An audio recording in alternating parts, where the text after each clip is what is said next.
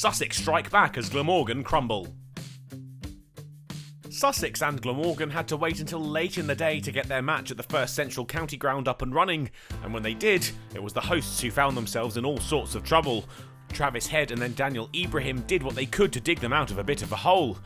Ibrahim resumed with Jack Carson, his latest partner, but it wouldn't be long before Sussex were 8 down. Carson out without scoring, bowled by Hogan. Despite the loss of his partner, the precocious Sussex talent was impressing once again, and it wouldn't be long before he picked up his second first-class 50 in as many matches. What a start to the 16-year-old's fledgling career. Stuart Meeker has played 92 more first-class matches than his young partner, and he did what he could to push the score further, taking the total to the cusp of 200. But he wouldn't be able to see them past the mark, caught in the deep as he tried to pick up the 6 needed to get there. Mitchell Claydon announced earlier this week that he'll retire from cricket at the end of the season.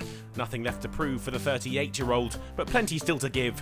His first contribution was to seal Sussex's first bonus point.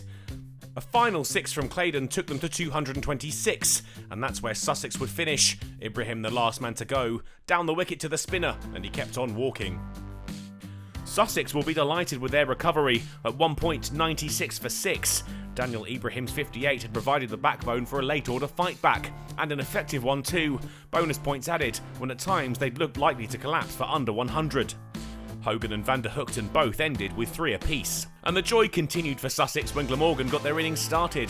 16 on the board when Cook had to go, LBW to Meeker for 6.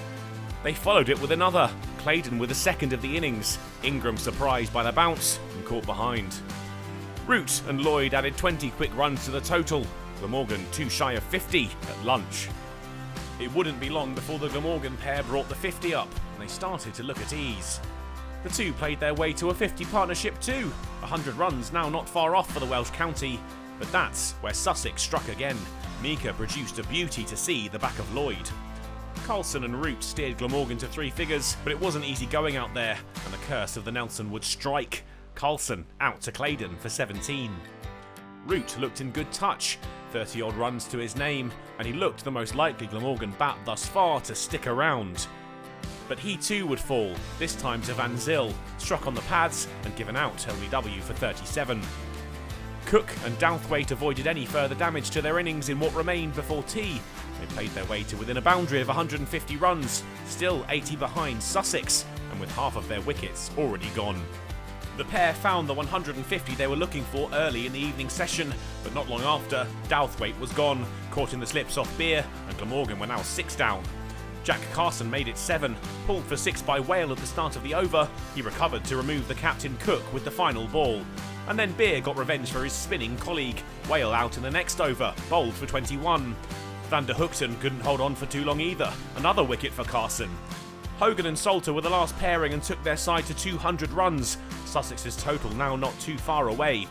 But they'd finished the day sooner than they'd hoped, still trailing by 21 with the score 205 for 9 when rain swept across Hove to bring the close forward. This one is still delicately poised though, Yorkshire with just 1 wicket in hand. They'll hope to overturn that deficit on day 3.